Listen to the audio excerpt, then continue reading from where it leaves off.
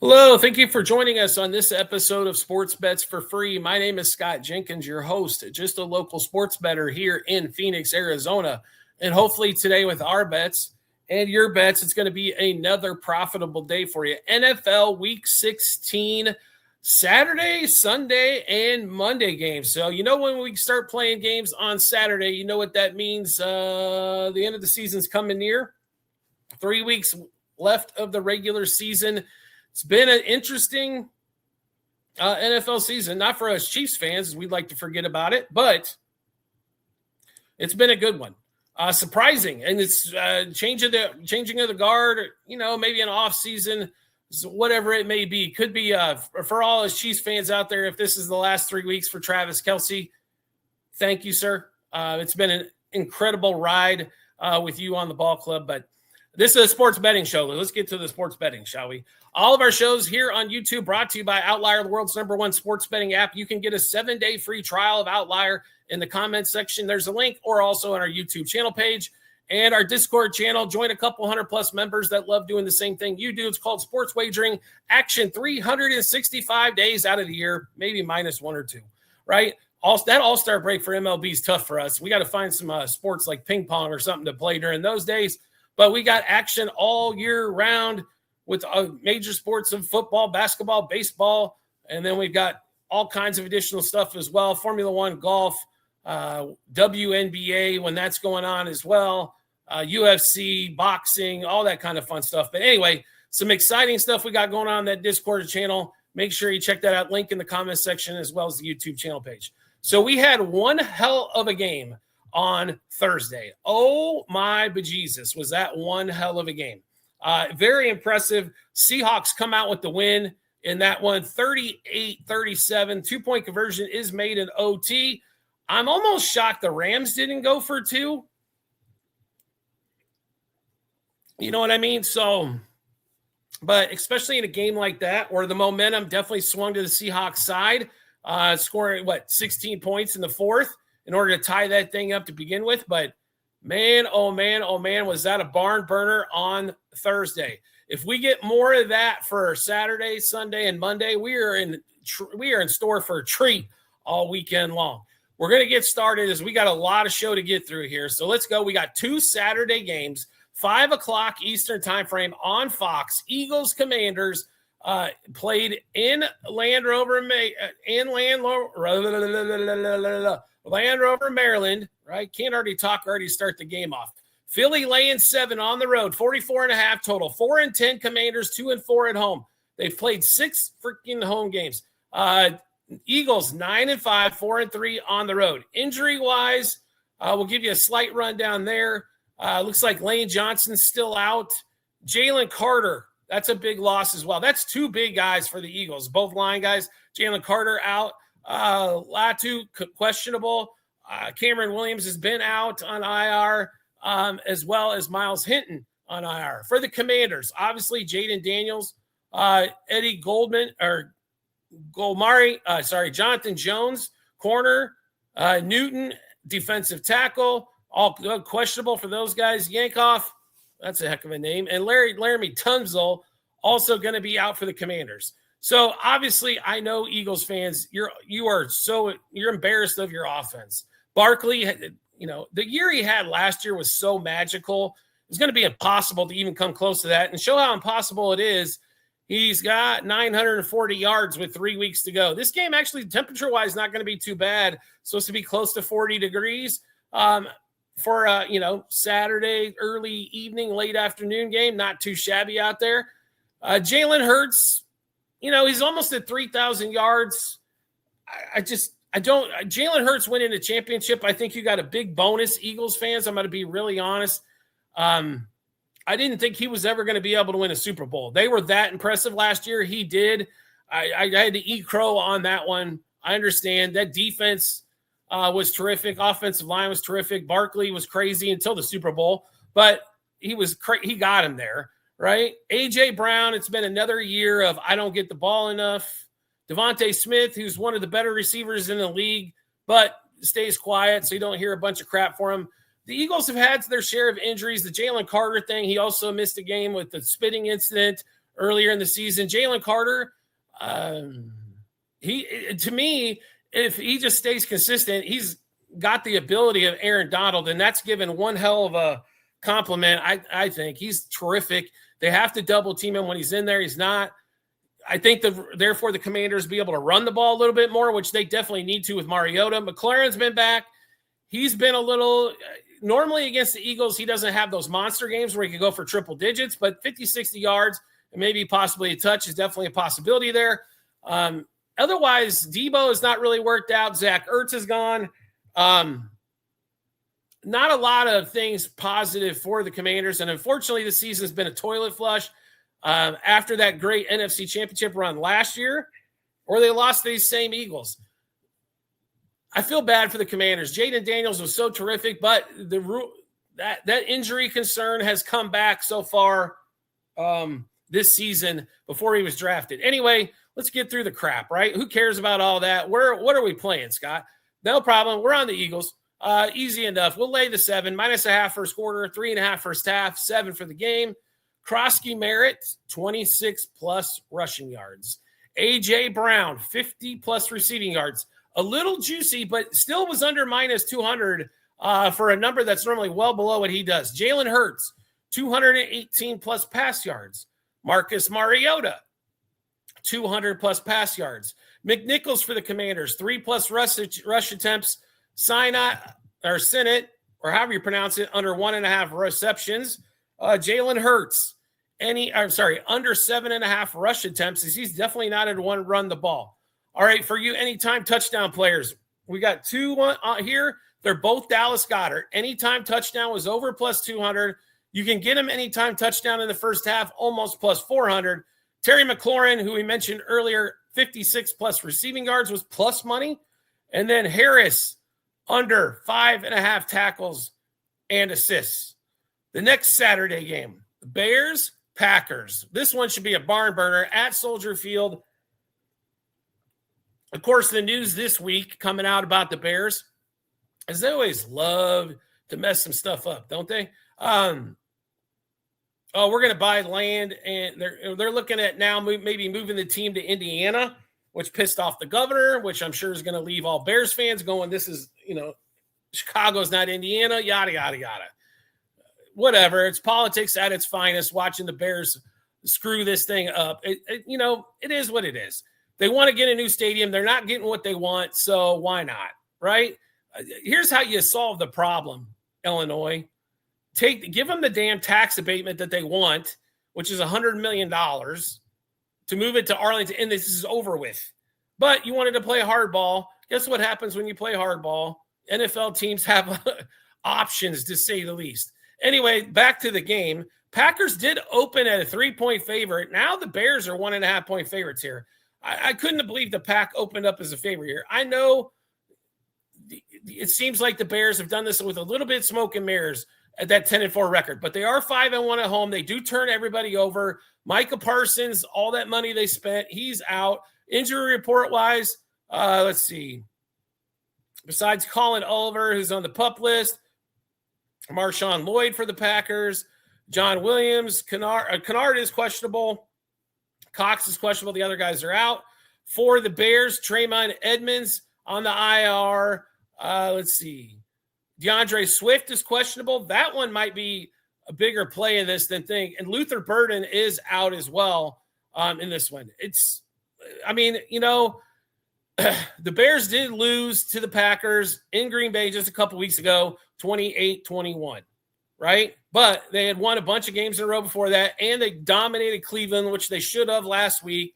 Packers do lose to Denver, but had won multiple straight games before that, including beating Detroit at Detroit. Here's the thing, though. This is going to be a battle. I understand the Packers with Aaron Rodgers absolutely owned them. I don't think that's going to be the case in this one. We're on the Bears here. Bears money line first quarter. Bears money line first half. Bears -1.5 for the game. Caleb Williams, 50+ pass yards. First quarter is plus money. Zacchaeus, under 2.5 receptions. This guy was kind of hot at the start of the year. Caleb Williams is liking him. Now all of a sudden can't find him again. Zacchaeus, under 29.5 receiving yards as well. TJ Edwards for the Bears under 7.5 tackles and assists. Adrian Cooper under 8.5 tackles plus assists. Caleb Williams, 32 plus pass attempts. Matthew Golden. So I want to remind all you Packers fans that were like, finally, we got a receiver in the first round. His prop for receptions is at 1.5. Over 1.5 receptions for Golden. Golden, 18 plus receiving yards. This is a guy we had to have in the first round. Maybe there was something to be said for drafting second, third, and fourth round receivers. If the guy's not going to produce, who cares what round he's drafted in? If he produces, we're in. The only difference between a first-round guy and a third-round guy for the most part is what? The amount of opportunities they get. I mean, these guys are so close. A lot of times it's just maybe they don't have measurables. They might be injury-prone, whatever it may be. So keep that in mind when your team comes around for draft time. Just because it was the first – I've seen teams that draft better when they don't got no first-round picks. Let's give the Rams probably credit for that. So, like I said, do like the Bears in that spot. Think they get things rocking and rolling. Try to win this damn division, right? All right, let's get on to Sunday. 1 o'clock Eastern time frame. Bills, Browns. Snoozer alert, right, to start us off in Cleveland. I will say that. So that does bring a little bit of intrigue. The Browns have gotten 2 of their 3 wins at home. Shedeur, and then Bills, by the way, 3 of their 4 losses coming on the road. Bills last week, I will give them all the credit in the world. They came back and won that game against New England. I felt like it was more of a New England giveaway, 35-31. When you're up 21-0, you're not supposed to lose games, right? Period. Now, they did win. They had to win a high-scoring one in Cincinnati, 39-34. They beat Pittsburgh in a lower-scoring game before that, lost to Houston before that, but 4 out of their last 5. Now, on the other side of things, the last win for the Browns was against the horrible Las Vegas Raiders. I'm glad Tom Brady is probably really excited he bought into that garbage. They did lose even to the Titans 31-29 at home. And then they got drubbed last week, to be really honest, by the Bears, 31-3, and I'm shocked they scored 3. So injury report-wise, for the Bills, Jordan Phillips out, Lunt still on IR, Cam Lewis questionable, McCole Hartman on IR, and Prater still out for the Bills. For the Browns, we've got Conklin, their offensive tackle, probably one of their best ones. He's still out. Reed is still out. Kamara, questionable. Deshaun Watson, can we see Deshaun this year? God, I hope not. Wyatt Tedler, the guard, is also questionable on this one. 10.5 points is a boatload on the road, period. But we're talking about the Browns here, right? What I hope to see is 3 sacks from Myles Garrett.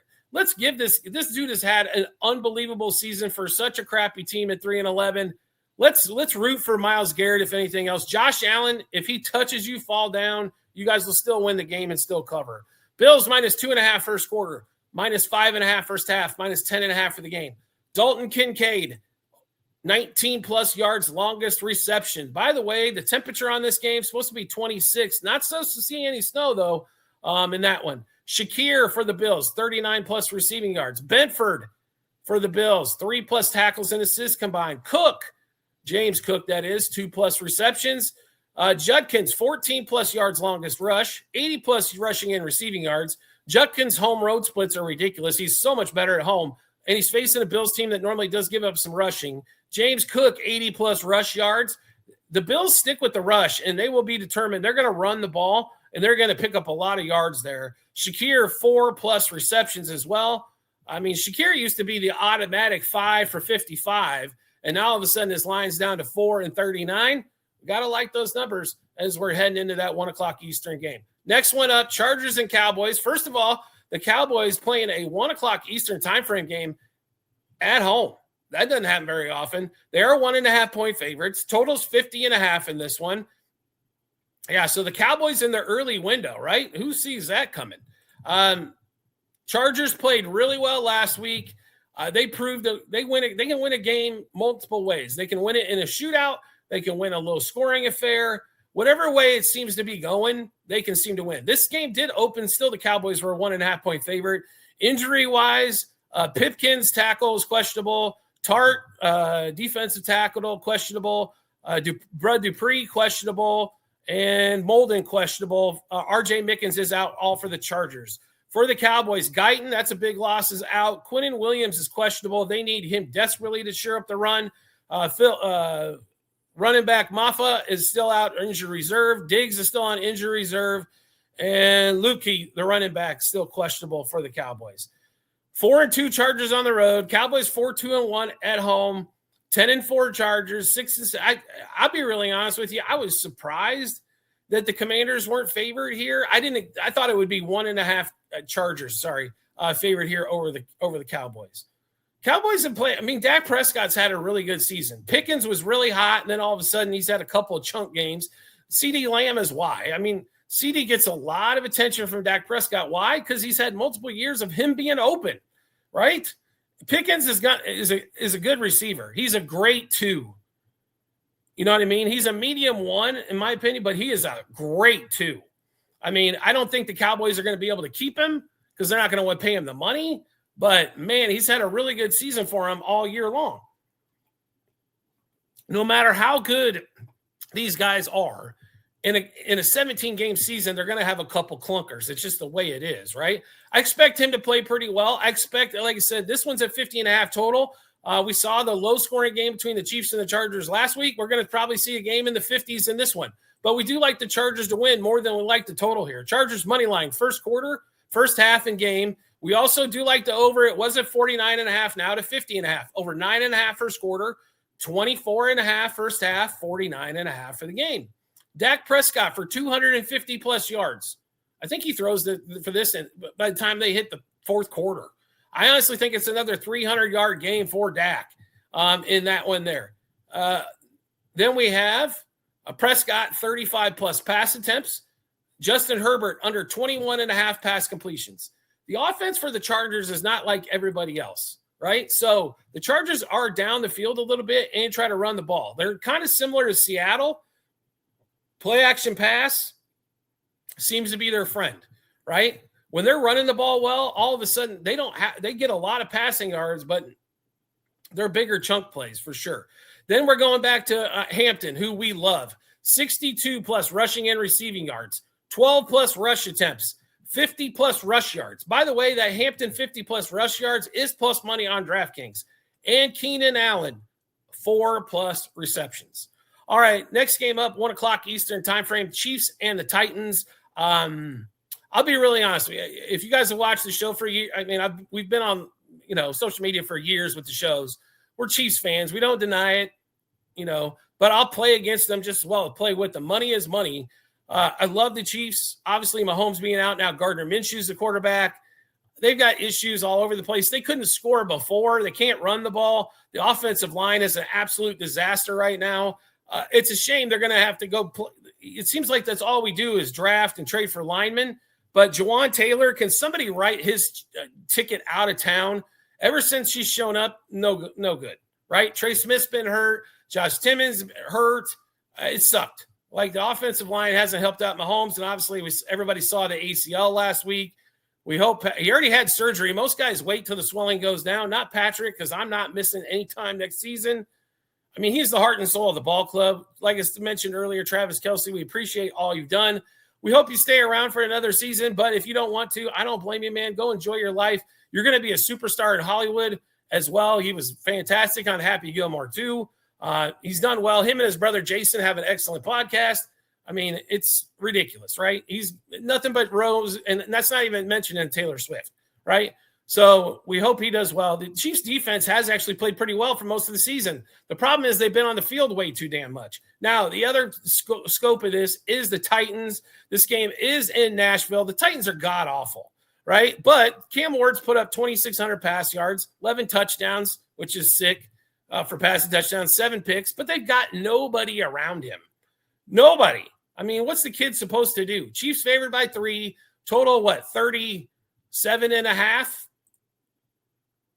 Only 37.5 in a Chiefs game. Normally, that used to be a first half total. In this one, obviously, Mahomes is out. Jawan Taylor's out. Jalen Moore's out. And Derek Nandi's out.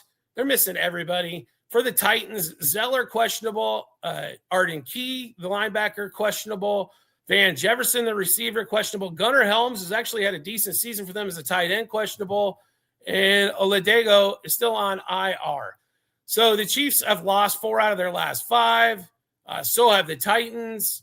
The Titans' last win was at Cleveland a couple weeks ago. The Chiefs haven't won in a month when they beat Indy at home, and they had to do a ridiculous fourth quarter to do that. So what do we like in this one? Well, neither offense, that's for damn sure. Total at 37.5, I think, is a gift. To be really honest, I'm surprised it's not below 35. It might get there before game time the way this thing's going. So Chiefs Titans under 7.5 first quarter, 19.5 first half, 37.5 for the game. We don't expect much scoring here at all. Chiefs probably going to try to run the ball more, which hasn't really worked out for them well either. Brown under 34. That's Hollywood Brown under 34.5 receiving yards. All of a sudden, his numbers kind of were bigger than I've seen. Juju Smith-Schuster under 2.5 receptions. 2 guys that you won't see on the team next year. Kareem Hunt, 29 plus rush yards. He should get a lot of touches. Noah Gray under 10.5 yards, longest reception. Okonkwo, 14 plus yards, longest reception. Hollywood Brown under 3.5 receptions in that game as well. All right, I'm done talking about the Chiefs. Let's move on, shall we? Bengals, Dolphins, 1 o'clock Eastern time frame. Hard Rock Stadium in Miami. Cincinnati, 4.5-point favorite here. No Tua, he got benched. What are they going to do with the $100 million dead cap money? I understand they're out of the playoffs. You know what? You don't even got to announce it. Just say we're playing the youngster.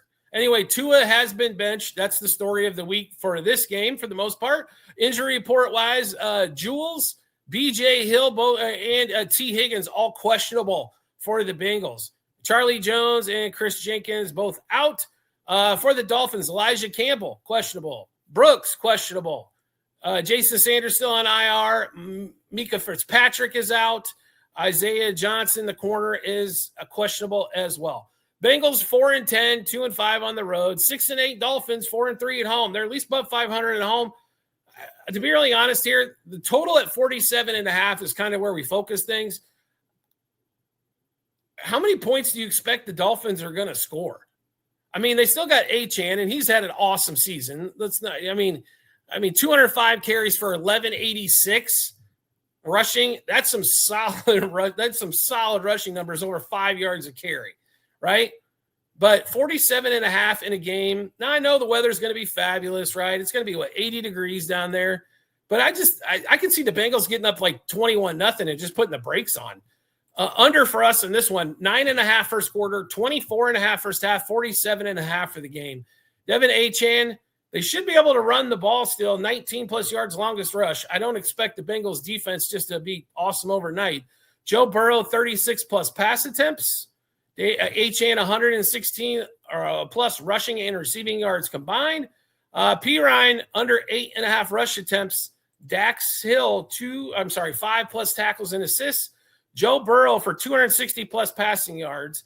I will make a recommendation. If you are playing Burrow pass yards for over, make sure you better hope he gets those things early. You might look at a first half number for Burrow as well.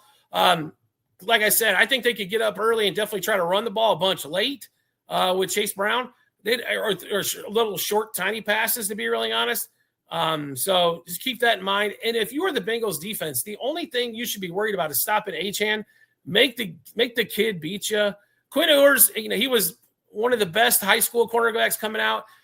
He did fine in college. He was never dominant like they were hoping he was going to be. I don't expect him to be dominant here either in his first start, but I would stack the box for Achane and make him beat you throwing the ball. Anyway, as we gave our Bengals defensive coordinator class, 1 o'clock Eastern time frame, Jets at the Saints. Jets 3-11, 1-5 on the road. Saints 4-10. They're trying not, they're looking like they're not going to be the worst team in the league. So congrats to the Saints fans. Spencer Rattler are not going to probably be out there, right? Tyler Shook again.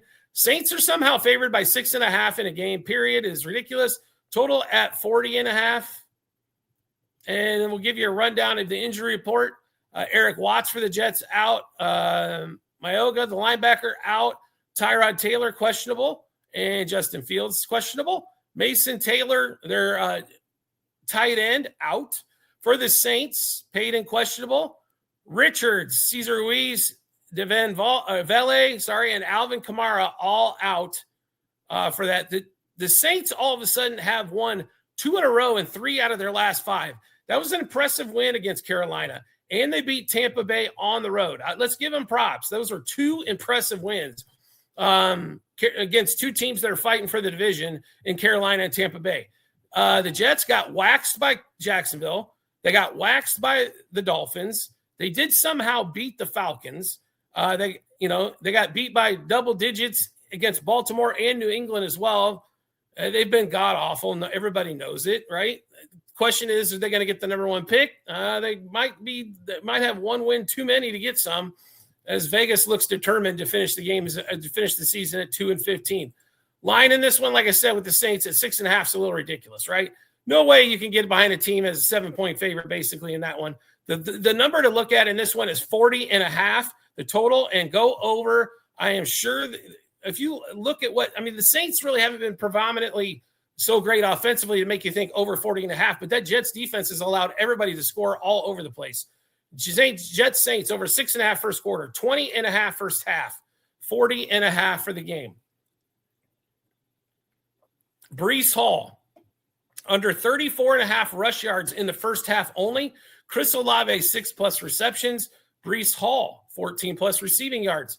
Show, who I don't really care for much. I don't think he's that. It was kind of pointless taking him in the second round. I thought it was a wasted pick because Spencer Rattler's just as good as this guy, which is not good enough to be a winning quarterback in the NFL. But Show for 209+ pass yards. Donnie and Mitchell, 19+ yards, longest reception. He's actually shown some life since coming over to the Jets. So interested to see what he's going to do in that game as well. It's not like the Saints are known for fabulous defense either in that one. Next game up, we have the Vikings and the Giants, 1 o'clock Eastern time frame, MetLife Stadium in New Jersey, home game for the Giants. They're 2-12. The Jackson Dart he got a couple of wins, and they're still 2-12, right? Vikings 6-8, 4-4 on the road. J.J. McCarthy showed up last week for him. Let's give him a little props. Minnesota favored by 2.5 here on the road, 43.5 total here. If you look at the power rankings, by the way, it looks like the Giants should be favored by 2.5. Let's see, Brian O'Neill for the Vikings, questionable. Darnsaw out, Bartholomew out, Chandler out, and Hargrave still out for the Vikings. For the Giants, Anthony Johnson out, Flanagan Fowles, questionable. Evan Neal, who's always hurt. It's time to say goodbye to Evan Neal if you're the Giants. Thibodeau, who's been out a bunch, and Nunez Roches also out. So missing a little bit of their defensive line. That doesn't help.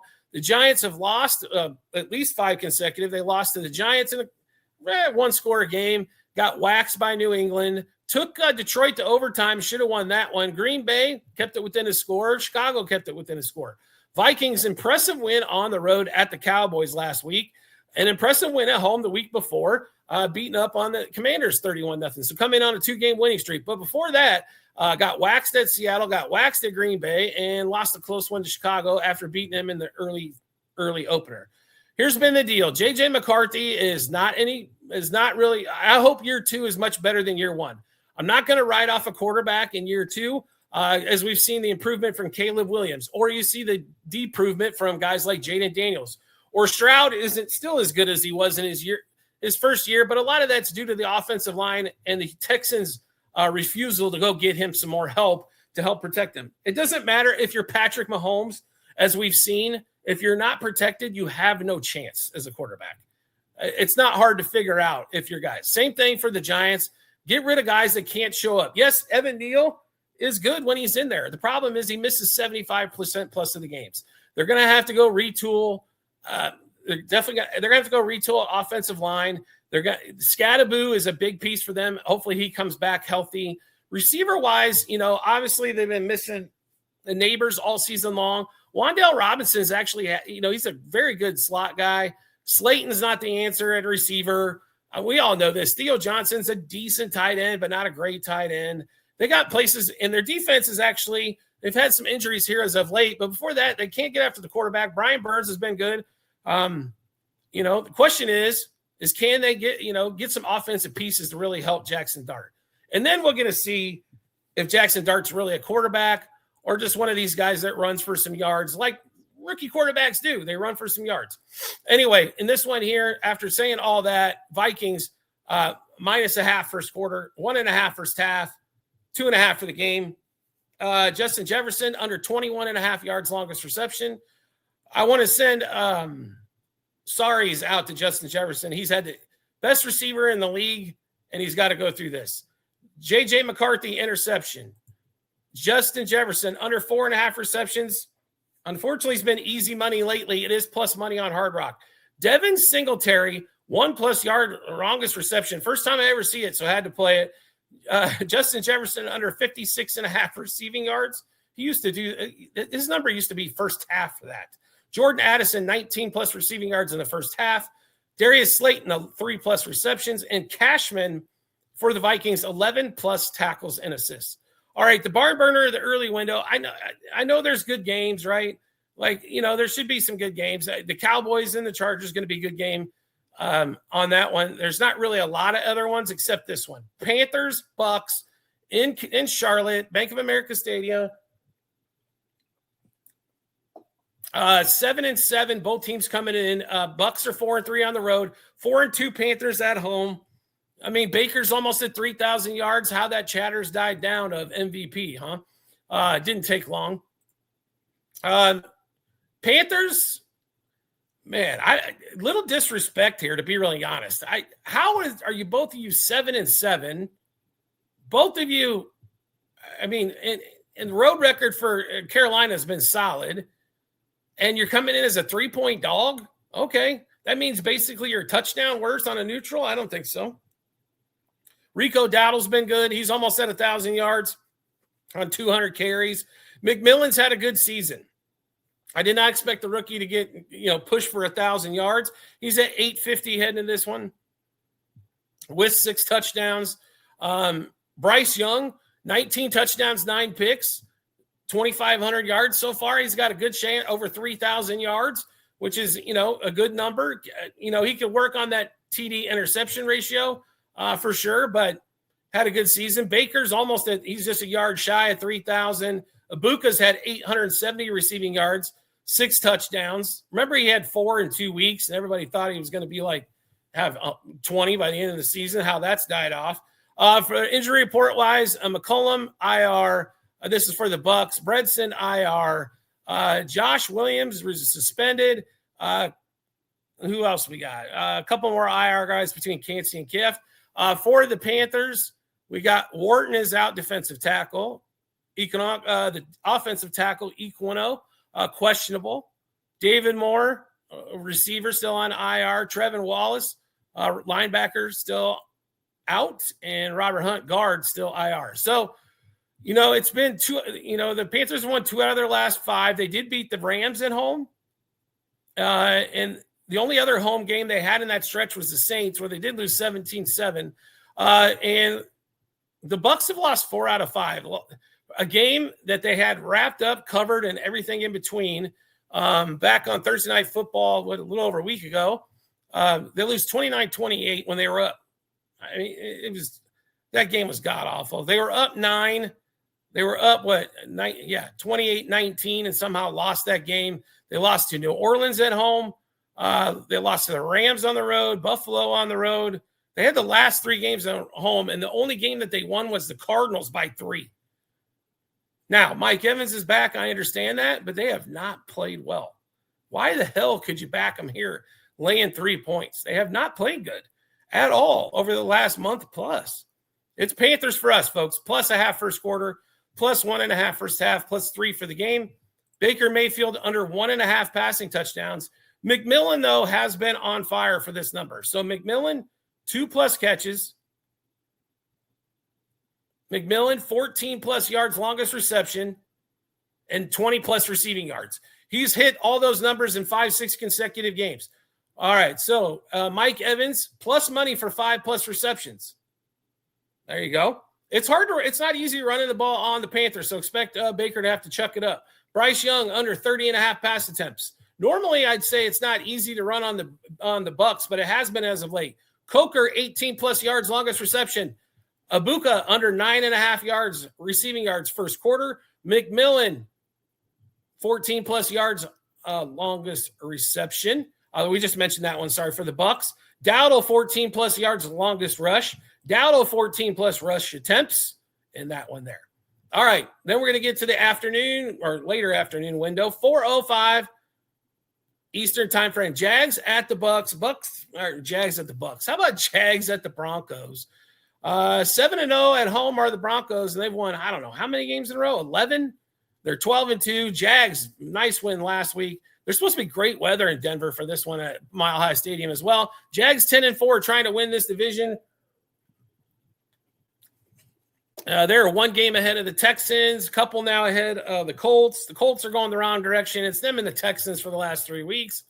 Big game here for them. If they get this one, they got a great chance to win that division. I don't think they're going to get this one personally, but if they can somehow pull it off. Let's see.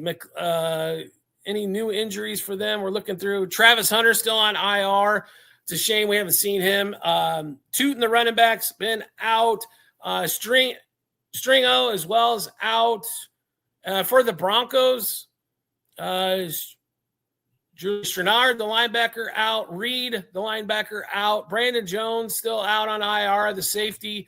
Ben Powers still out on IR, and Drew Sanders still out on IR. Obviously, the Broncos have won their last 5. The Jaguars have won 5+ row in a nice win against the Jets, obviously the last week. Indy the week before that.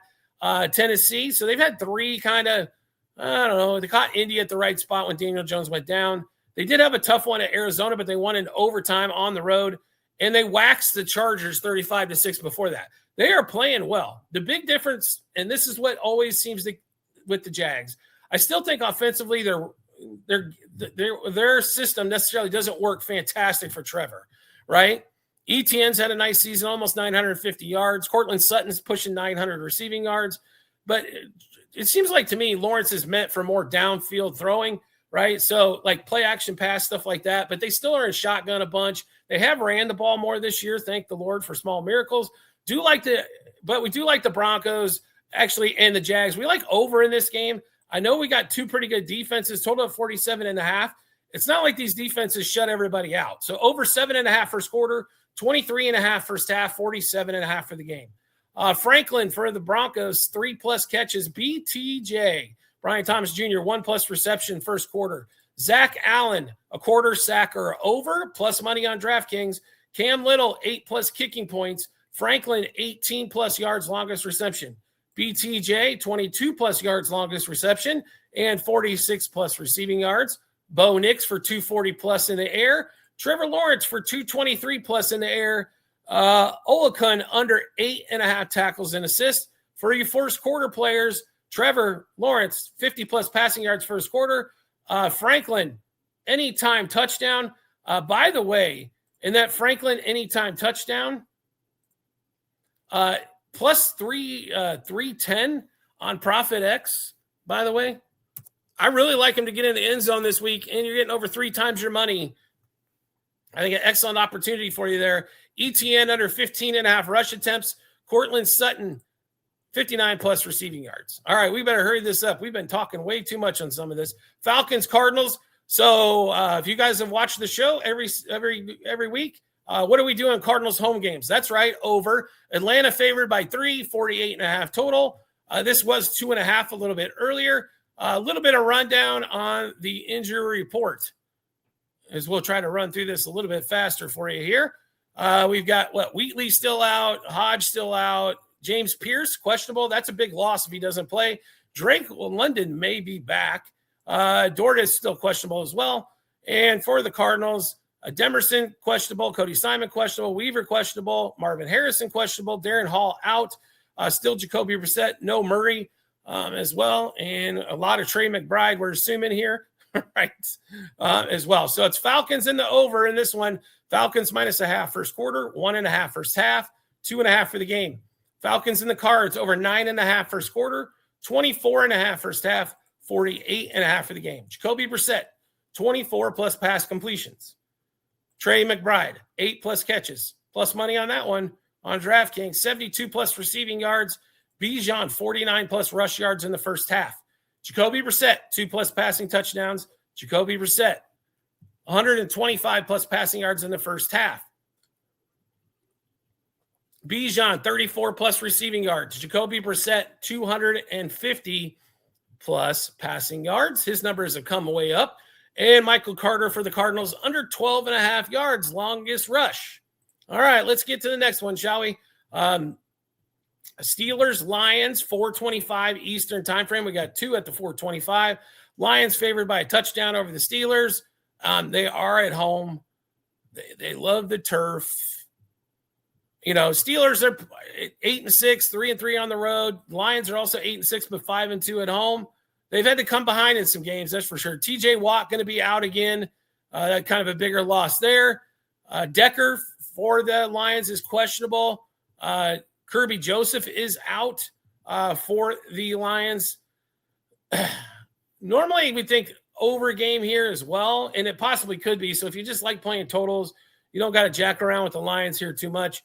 But just like the way the Lions play at home, they've played inspired football as of late. Lions -0.5 first quarter, 3.5 first half, 6.5 for the game. Rodgers, that's Aaron Rodgers, 45+ passing yards first quarter. Jahmyr Gibbs, 18+ yards, longest rush. Jalen Warren, 11+ rush attempts. St. Brown for the Lions, 24+ yards, longest reception. Jared Goff, 250+ pass yards. Jared Goff, 33+ pass attempts. Freiermuth, 3+ catches. DK Metcalf, 13+ yards receiving first quarter. They finally took away the over half and made it 1.5 now on his first quarter receptions. We've been cashing on that thing majority of the year. Jahmyr Gibbs, 117+ rushing and receiving yards combined. Next game up, Texans and the Raiders. Get ready for the blowout of the day. The Raiders, Geno's going to be back, I guess. Oh, my God. Seriously? We got to watch some more Geno? I'd rather watch Kenny Pickett. I mean, a bunch of dudes out. Questionable Meredith for the Raiders and a bunch of guys on IR. Al Shazier, questionable. Derek Stingley, one of the best corners in the game, questionable for the Texans. Nick Chubb, questionable. Woody Marks, questionable. Christian Kirk, questionable. Bunch of questionables. That being said, it's 13. We got this earlier in the week at 13.5. It opened at 12.5. It's up to 14.5. A lot of books, 37.5. Team total under on the Raiders might be the best play on the earth. They just suck. I mean, it is god-awful with this team. Ashton Genty was a waste at the number 6 pick, as we said he would, or top 5, or whatever the hell he went, whenever the Raiders picked, because they have no offensive line, no weapons. They traded away Kobe Myers. They haven't used Brock Bowers, who was so sensational last year. They have no offensive line. That was a perfect spot to take offensive linemen early, and instead you took a running back. Here's winning football. Draft lines. It's simple, offensive and defensive. Anyway, all that being said, Texans -2.5 first quarter, 7 first half, 13.5 for the game. And yes, I would still play them at 14.5. Stroud, 36+ yards, longest completion. Chin, who I actually really like for the Raiders. This dude's a tackling machine. 7+ tackles and assists. Nico Collins, 26+ yards, longest reception. 70+ receiving yards. Genty, here's a weird one for you. He tends to get quite a few yards. Most of his is in the second quarter for some reason. So Genty, 5+ rush yards in the second quarter. Stroud not to throw a pick. Geno under 32.5 pass attempts. All right. We're finally to the Sunday night game. Patriots, Ravens. Excited to watch this one. M&T Bank Stadium in Baltimore. Actually, Baltimore is under 500 on the road at 3-5, 7-7 overall. Patriots gave away one last week, and they're undefeated on the road. Game's supposed to be around 33 degrees. Nighttime game here. Drake May's been awesome this year. 23 touchdowns, 7 picks, almost 3,600 yards as well. Derrick Henry's over 1,100 yards and 10 touchdowns again. But the Ravens' defense is where they've struggled. Lamar hasn't been the same since he came back. I'm honest here. I don't know. I don't understand why I do understand why they're favored. Baltimore's favored, but the Patriots need this game just as bad. On the injury report, Barmore is questionable. Davis is questionable. That's 2 big pieces of that defense. Marcus Jones questionable and Landry questionable. Robert Spillane, who they miss, he's a tackling machine as well, is out. For the Ravens, Ronnie Stanley questionable. Wuze, the corner, it looks like he's doubtful for the game. John Jenkins, another defensive lineman, questionable. Kyle Hamilton, that's a big piece if he's missing, is questionable as well. I mean, it's really simple. The Patriots are winning games till last week, right? Do they shake that off and come right back? I mean, the Ravens did win 24-0 last week. The Bengals couldn't have played any worse. They did lose to Pittsburgh by 5 at home, and they lost to Cincinnati the week before that by 18 at home. Now they're favored by 3 over Patriots, who are just a much better team this year. It's Patriots for us in this one. We'll take the plus points. It was +3 and plus money on Profit X, just FYI, plus a half first quarter, plus 1.5 first half as well. Stevenson, 50-plus rushing and receiving yards. Demario Douglas, who showed up nothing for the Bills game. We think he gets 2+ catches and 16+ receiving yards. Stevenson, 16+ rushing yards in the first half. Drake May, this is a different one here. So 2+ passing, rushing, or receiving touchdowns. So it's like anytime touchdowns plus the passing is available on FanDuel. Henderson, 74+ rushing and receiving yards. Drake May to throw for 2.25+. And Lamar Jackson, why not to throw a pick at plus money? And then Ramondre Stevenson, 32+ rush yards. All right, so this show's went on really long. Appreciate everybody staying on with us, but there was a lot of info to get to. We're going to finish up with Monday Night Football. Why not? 49ers. By the way, Seattle winning did keep the 49ers available not only to win the NFC West, but did keep them available to get the number 1 seed overall. That was a huge win for Seattle, not only for Seattle's sake, but also to help out the 49ers.